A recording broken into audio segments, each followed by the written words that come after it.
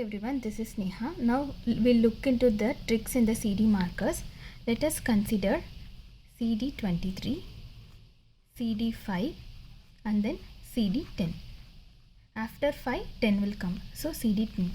First we'll go with positivity, positive and all negatives. Positive is CLL, negative is maltoma. Now let us consider only CD23 and CD10. CD23 and 10 positive and CD23 and 10 negative. Negative is mantle, positive is follicular. While you are writing follicular, it's like positive. So consider positive for follicular. Wherever there is a blank, fill the opposite sign.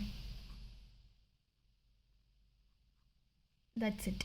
And now let us look into more 2 CD markers. For Hodgkin's lymphoma, CD15 and CD30. 15 plus 15 is 30. CD15 and CD30 is classical. CD15 and 30 positive is classical. CD15 and 30 negative is non-classical.